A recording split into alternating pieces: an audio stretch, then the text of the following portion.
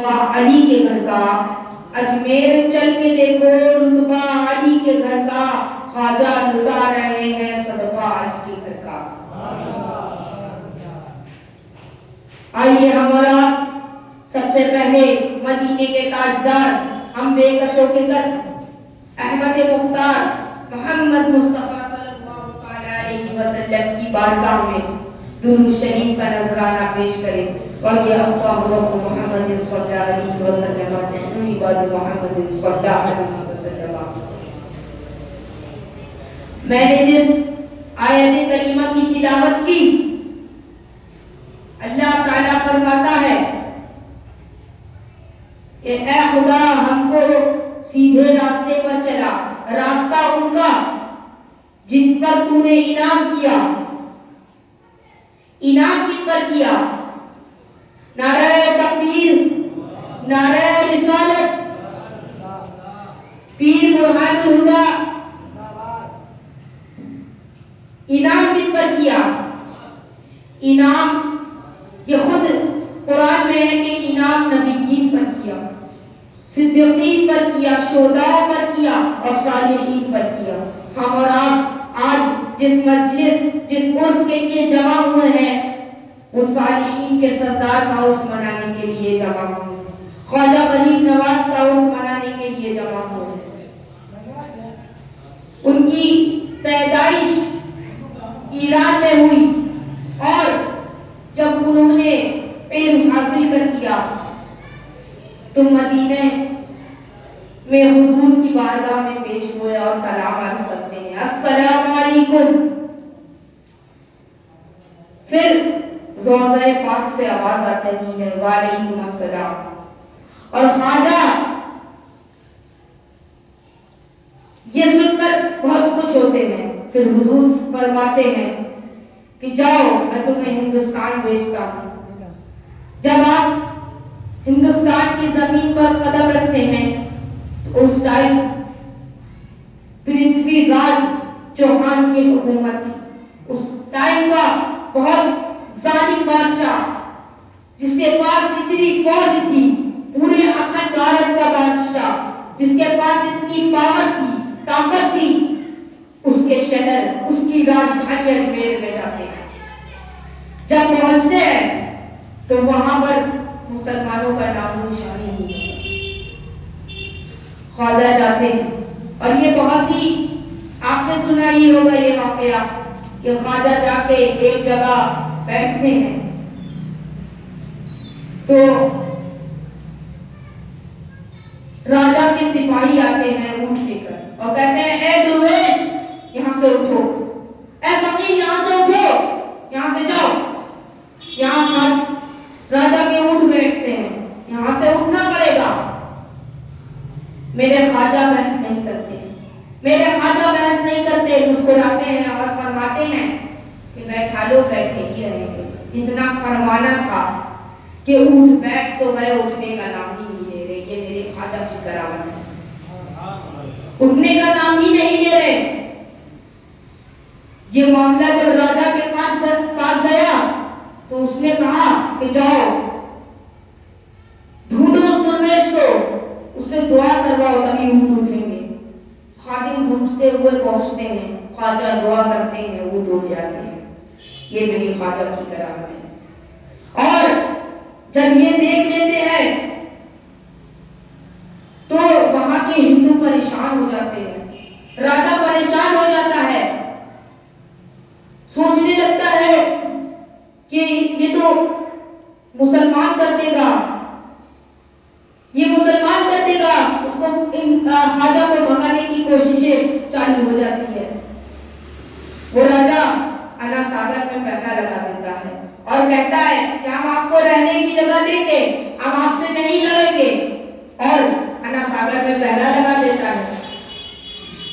जब ये बात ख्वाजा गरीब नवाज के पास पहुंचती है तो आकाए रसूल अपने खादिम को कासा देता है, कासा देता है और बोलते हैं कि जाओ वहां उस सागर में अपना प्याला, मेरा प्याला लगाना और कहना हसन संजनी बुला रहा है। इतना कहना था, खादिम उठता है जाता है और जैसे ही प्याला लगाता है और फरमाते हैं कि तुझे हजरत सल्लल्लाहु बुला रहा है, तो पूरा अना सागर सूख जाता है, पूरा अना सागर कासे में आ जाता है। अब किसी ने ये नहीं देखा कि पूरा अना सागर कासे में आया कैसे, लेकिन सबने ये देख लिया पूरा अना सागर सूख गया, पूरा पानी कासे में आ गया। खादिम कासा ले गया, हिंद वली के बारगाह में आ जाते हैं, 3-4 दिन हो जाते हैं, लोग तड़पने लगते हैं, किसान परेशान हो जाते हैं, वहां के जानवर मरने लगते हैं। सब वहां के लोग राजा के पास पहुंचते हैं, कहते हैं कि पूरा पानी सूख गया है, हमारा गुजारा ही नहीं हो पा रहा है, हम कहां से गुजारा करेंगे। किसान की शिकायत होती है तो बादशाह अपना तख्ता छोड़कर बादशाहों के बादशाह के पास आ जाता है और गिड़गिड़ाने लगता है, फरियाद करने लगता है, बोलता है कि दुआ कर दीजिए, यहाँ के लोग परेशान हो गए हैं, किसान के हालात बिगड़ रहे हैं, आप पानी वापस ले आइए। ये कहना था। ख्वाजा गरीब नवाज मुस्कुराते हुए खादिम को इशारा करते, वो काका लेकर जिससे 3 दिन तक पानी पी रहे थे, पानी खत्म ही नहीं हो रहा था, वो काका लेकर खादिम जाते हैं, जाकर उसी गड्ढे में वो गिर देते हैं। अब किसी ने ये नहीं देखा कि पानी कासे से निकला कैसे, लेकिन सबने ये देख लिया कि पूरा अना सागर बन गया। ये मेरी ख्वाजा की करामत है। और एक बार का वाकया, जब दिल्ली में उनके मुरीद खलीफा कुतुबुद्दीन बख्तियार काकी रहमतुल्लाहि ताला अलैह दिल्ली में लोगों को मुसलमान कर रहे थे और सारा पैगाम जो ख्वाजा गरीब नवाज ने उनको सिखाया था सबको दे रहे थे, सबको मुसलमान बना रहे थे। और वहां जो दिल्ली का बादशाह था उस वक्त का, वो आपका मुरीद था, आपका मुरीद था और हर रोज आपके पास आया करता था और कहा करता था, अर्ज करता था कि मुझे लगता है अब मैं ये बादशाही छोड़ दूं, ये सल्तनत किसी को दे दूं, अब मुझे नहीं मन करता, अब मुझे भी लगता मैं आपकी तरह दरवेश हो जाऊं, मुझे भी मन करता है तो मैं आपकी तरह दरवेश हो जाऊं, मैं ये सब सल्तनत छोड़ दूं। तो आप फरमाते हैं नहीं, अगर तू छोड़ देगा कोई जालिम बैठ जाएगा, तू इंसाफ करता है, तू इंसाफ करता है, अगर तू छोड़ देगा तो कोई जालिम बैठ जाएगा। ये मामला चल रहा था तो एक दिन ख्वाजा कुतुबुद्दीन बख्तियार काकी आराम फरमाते और उनके मुरीदीन खुलफा और वो शहंशाह दिल्ली का वो भी वहीं पर बैठा हुआ है। इतने में एक औरत आती है, 2 महीने का हाथ में बच्चा होता है, रोने लगती है। जब मामला बादशाह को पता चलता है तो कहता है क्यों रो रही है, उसको बुला के। जब आती है तो रोना चालू कर देती है। बादशाह पूछता है बता तो सही हुआ क्या है, मैं तेरी परेशानी हल करूंगा, किसने तेरा ये हाल किया। वो कहती है कि मैं बता तो दूंगी लेकिन तुम उसको सजा नहीं दोगे, तुम उसको सजा दोगे ही नहीं। तो बादशाह कहता है नहीं तुम बताओ, कोई भी हो मैं सजा दूंगा, मेरे पास पावर है, मैं इंसाफ करूंगा, तू बता तो सही। तो वो औरत बोलती है ये 2 महीने का बच्चा तुम्हारे पीर का, ये सुनना था। उसके आंख में आंसू हो जाते हैं, बादशाह रोने लगता है, बादशाह वक्त रोने लगता है, आंसू आ जाते हैं। कहता है कि नहीं, मैं मान सकता हूं कि मैं इंसाफ नहीं करता, लेकिन ये मैं नहीं मान सकता कि ये बच्चा मेरे पीरों मुर्शिद का है, ये तुम झूठ बोल रही। वो कहने लगती है मैंने क्या कहा था, तुम उसको सजा नहीं दोगे, नहीं दोगे तुम उसको सजा। ख्वाजा बख्तियार काकी कहते हैं अल्लाह ताला जमाना बादशाह के महल के अंदर अदालत लगती है। वो औरत जो बज़ाहिर तो मुसलमान थी लेकिन हिंदुओं की भेजी थी, हिंदुओं की चाल थी। वो देख रहे थे कि दिल्ली में मुसलमान बनते ही जा रहे हैं, तो उसकी उन लोगों की चाल थी और बहुत सारे जो वहां के हिंदू थे उनको मुसलमानी लिबास बनाकर, उनको मुसलमान बैठाकर वहां पर गवाह बनाकर बैठा दिया गया। तो कुतुबुद्दीन बख्तियार काकी बोलते हैं कि तुम्हारे पास कोई सबूत है इस बात का, दलील सबूत?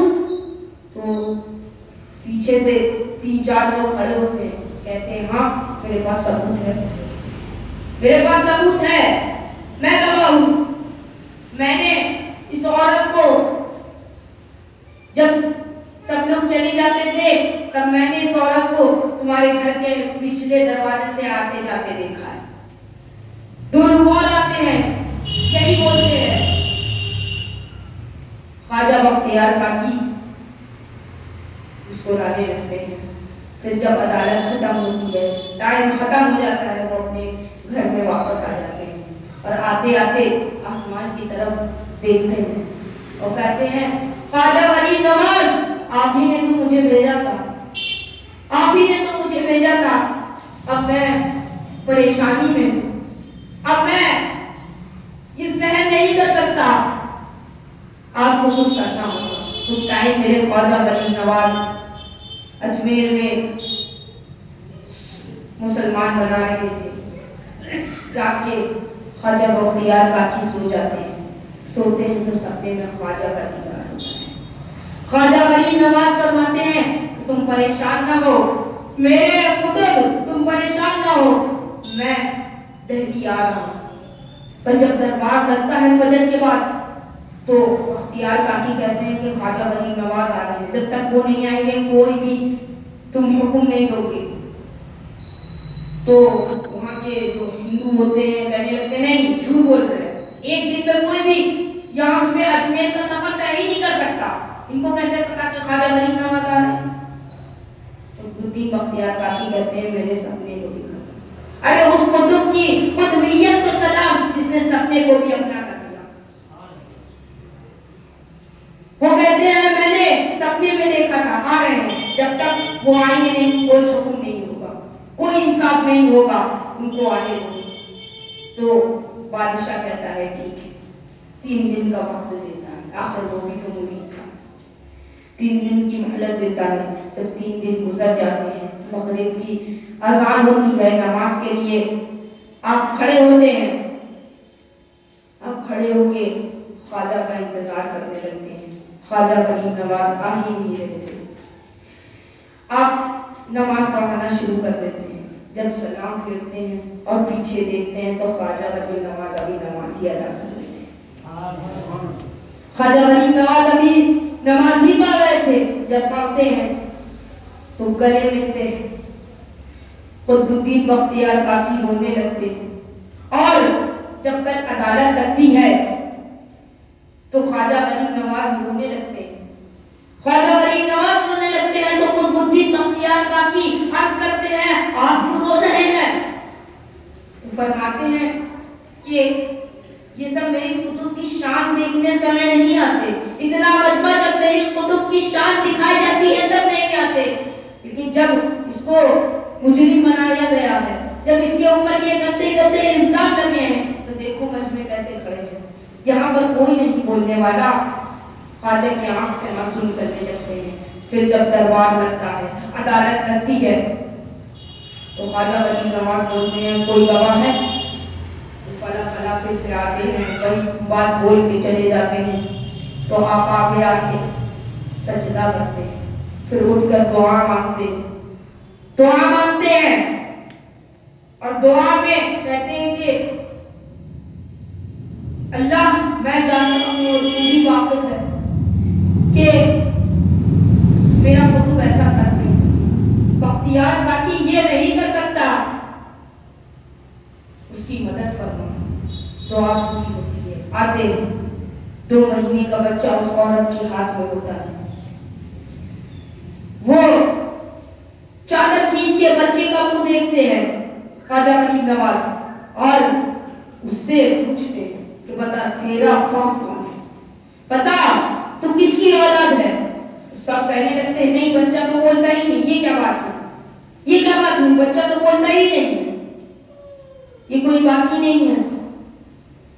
मेरी ख्वाजा की करामत देखो, बच्चे के मुंह से उठ के बैठ जाता है और कहता है मेरा बाप वो जो हिंदुओं का बादशाह है मैं उसकी औलाद, और ये सब मिली हुई है, ये औरत ये हिंदू है, ये सब जो गवाह है ये सब हिंदू है, ये सब झूठे हैं। कुतुबुद्दीन बख्तियार काकी से तो ये औरत कभी मिली ही नहीं थी। ये बोलकर वो बच्चा वापस लेट जाता है, सामने खुल जाती है बात। इस तरह मेरे ख्वाजा ने अपने मुरीद को बचाया और सिर्फ इसी बल पे, इसी करामत के बल पे आज हम सब पे ख्वाजा का करम एहसान है। ऐसे ही नहीं, ख्वाजा ने हिंदुस्तान में 90 लाख को मुसलमान बना दिया। और सिर्फ इंसान ही नहीं, जिन्नात को भी ख्वाजा ने मुसलमान बनाया। जब ख्वाजा अना सागर के पास उनका पड़ाव था, तब जब देखा पृथ्वीराज चौहान ने कि ये तो जा ही नहीं रहे, तो आखिरी मोहरा वहां का एक जिन्नात था, लोग उसकी पूजा करते थे, उससे अपनी मुरादें मांगते थे, मुझे ये दे दो, मुझे ये दे दो, उसकी पूजा करते थे और उसकी पूजा करते थे। तो पृथ्वीराज चौहान उसके पास आता है, कहता है कि फला फला बात है, ये है वो है, इसको हटाना पड़ेगा। तो वो हंसते हुए कहता है कि मैं तो उसको 2 उंगली से मसल दूंगा। दौड़ते हुए आता है, ख्वाजा के पास हाजिर होता है, कहता है दुर्वेश यहाँ से चले जा, हिंदुस्तान छोड़ दे, अजमेर छोड़ दे, जा तू जहां रहता था वहां चले जा। ये सुन के ख्वाजा मुस्कुराते हैं, कहते हैं मैं नहीं जाऊंगा। तो जिन्नात कहता नहीं तुझे जाना ही होगा, यहाँ पर लोग मेरी पूजा करते, तुझे मेरी बात माननी हो, मैं लोगों की मुरादें पूरी करता हूँ। पीछे अजमेर के लोग सब देख रहे थे। ख्वाजा गरीब नवाज फरमाते हैं कि तू क्या लोगों की मुरादें पूरी करता, मैं तेरी मुराद पूरी करती। ये सुनना था, वो परेशान हो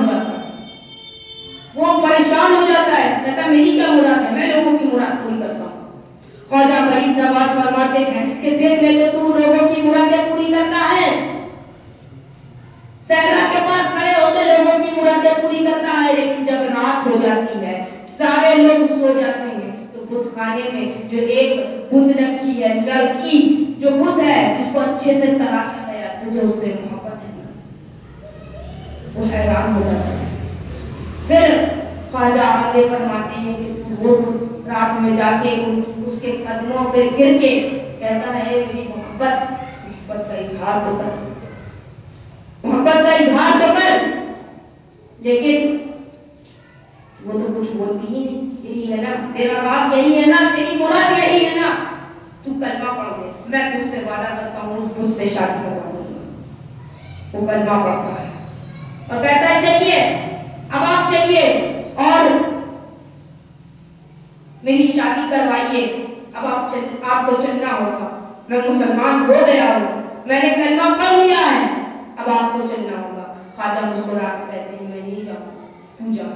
उस बुत के कान में कहना कि तुझे हसन संजरी बुला रहा है। जिन्नात जाता है और मेरी ख्वाजा की करामत देखो, अताए रसूल औलादे बतूल की करामत देखो कि कान में इतना कहना था कि हसन संजरी बुला रहा है, उस बुत में जान आ जाती है, उस बुत में जान आ जाती है, वो चलने लगती है, वो बोलने लगती है।